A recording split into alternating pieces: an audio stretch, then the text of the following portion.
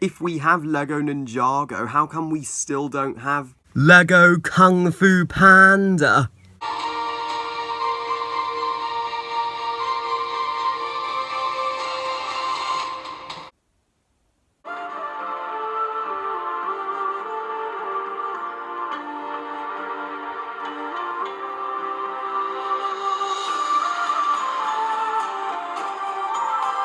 Lego Ninjago Masters of Spinjitzu is the TV show based on the long-lasting brand and toy franchise Lego Ninjago. This review was requested by Lee O'Brien / the Dragon Critic. Thanks ever so much for the request, Buzzy, and thanks also for reviewing the entire DCU at my request. So in return, as promised, I'm reviewing Lego Ninjago Masters of Spinjitzu. So Lego Ninjago Masters of Spinjitzu tells the story throughout all 8 seasons of set in the breathtaking mythical Lego Ninjago universe of Lego ninjas, essentially, of a group of unlikely heroes, Naira, Kai, Jay, and Zane and Lloyd, with training from Master Wu to defeat Lloyd's not-so-friendly father, Lord Garmadon,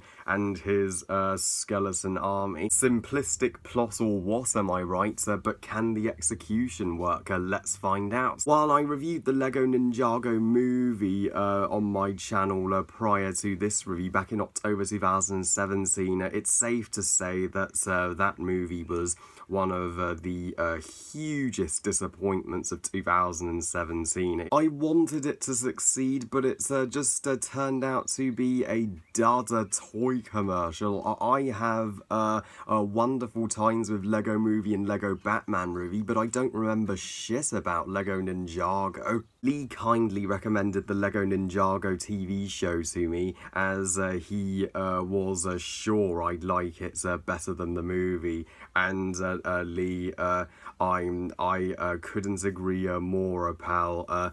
The Lego Ninjago TV show is certainly superior to its movie adaptation. The movie has no excuses for not living up to the show after watching this show.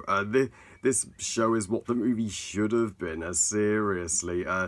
This show, for the most part, is great. This review is simply focused on how this show soars and how the movie sinks, as I don't just review movies on my channel. I'm also open to reviewing TV shows and video games. How have I not reviewed a video game since The Last of Us in 2016? I'd better get to that. So for now, let's review this highly enjoyable 8-season-long family show. So first, my positives. The show's location is freaking breathtaking. I'm like, how could the movie pick a bland Lego city over this stunning landscape? This is a world full of mythological Chinese and Japanese type culture and legends and backstory and just the dragons in the show that are epic, and our heroes in the show. You know how in the movie Lloyd was the center and the other heroes were just clones, like the dwarves from the Hobbit movies. We never got to truly know them, whereas in the show, because we have 8 seasons to spend time with them and get to know them, these guys are badass. And as time went on, the more I watched them, the more I liked them. I was getting a good relationship with them, especially Nia. Lego chicks are the most badass characters in anything Lego, and Nia is just that Lego chick who I have a crush on, sorry, Wild Style. And the show's darker than that of the movie. It isn't afraid to lose and kill off some of our heroes, like the 3rd season finale.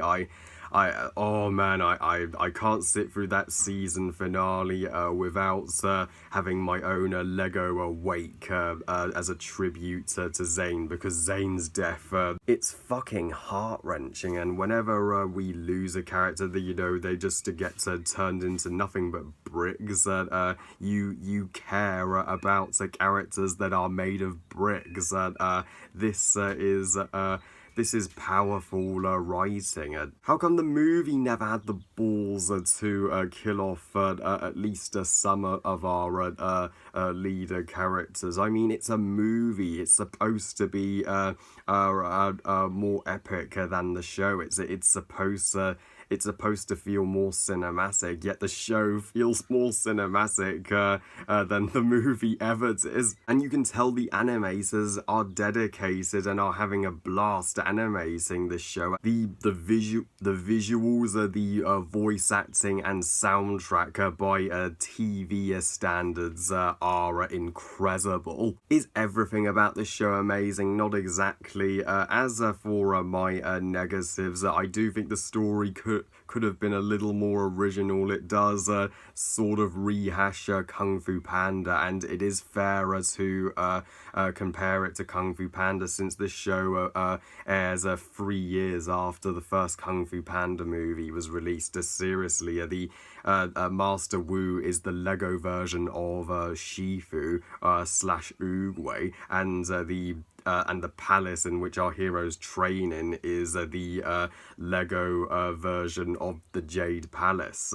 You can tell they were inspired by Kung Fu Panda, which is awesome, but they could have been a little more original when designing this universe. And the episodes in this show are too short. It's like that one playmate you have that's just rapidly building their Lego set, and you're like, oh, slow down, I need a timer to catch up. And that's exactly what each episode of the show feels like. It's too rapid in its pace. I'm like, I'm loving this show so much that I want more of it. I want to spend more time with each episode. But in reality, no show is perfect. But the rest of the show is top notch. And man, I will gladly sit through it again, all 8 seasons.